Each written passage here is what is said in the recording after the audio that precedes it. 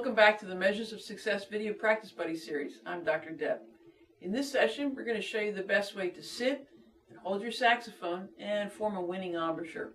These are really important things for making a great sound on the tenor sax, and Matt's going to demonstrate while I take you through step by step. So first things first, Matt, why don't you go ahead and have a seat. Let's take a look at how he's sitting. He's on the front edge of the chair, and his back should be off of the back of the chair. Do you have some space back there, Matt? Yep. Good. Some space between your back and the back of the chair that's exactly the right way to sit. Matt's feet are flat on the floor. His legs aren't crossed. Notice that he's sitting straight and tall. If he had a music stand in front of him, he would make sure that he had a clear view of his band director. Keeping his shoulders relaxed is important when you're playing the saxophone. Matt, could you please show us what your shoulders look like when they're not relaxed? Yeah, they're all sort of hunched over and it just doesn't look good. It doesn't make your sax sound good either. So when you're playing the saxophone, they need to be down and relaxed just like that.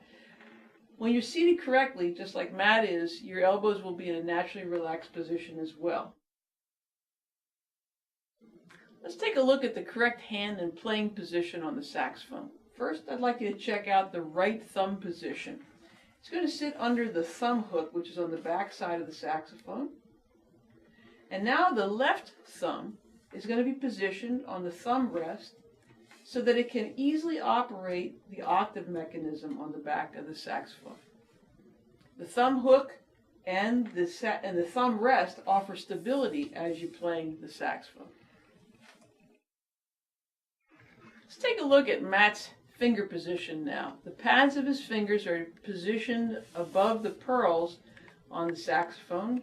His left hand, fingers 1, 2, and 3 are on the pearls 1, 2, and 3 on the top part of the sax, and same thing on the bottom part with his right hand, fingers 1, 2, and 3. Check out the natural curve of his fingers.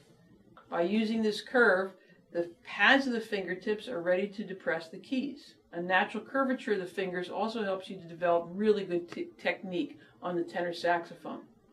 With your hands and fingers in the correct position, let's work on placing the tenor sax in the right place when you sit. Notice that it's to Matt's right. Okay, it's at a very natural position. Now let's take a look at forming a good embouchure. The embouchure is how you must shape your lips and supporting muscles in order to create a good sound on the tenor sax. Watch as Matt goes through his embouchure checklist. First, he brings his sax to the body, and he adjusts his neck strap if he needs to. Do you need to adjust your neck strap, Matt? Just a bit. Just a little bit. And the reason why he does this is so that he doesn't have to go to the saxophone. He brings the sax directly to him. Now the embouchure. The red part of the lower lip provides a cushion for the bottom teeth by covering them slightly. Matt's top teeth are set upon the top of the mouthpiece.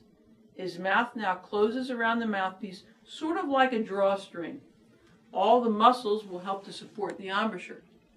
Notice Matt's chin. It's flat and pointed downward.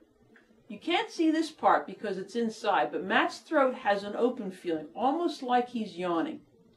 With all these things in place, the embouchure is now set, and you and Matt are on your way to creating a good sound. Thanks for that demonstration, Matt. Really nice. In fact, the next Measures of Success video practice buddy for the tenor saxophone does focus on creating a good sound, so you're going to want to be sure to check that out. Now, on behalf of everyone here at FJH Music and Matt, I'm Dr. Deb. Thanks for joining us.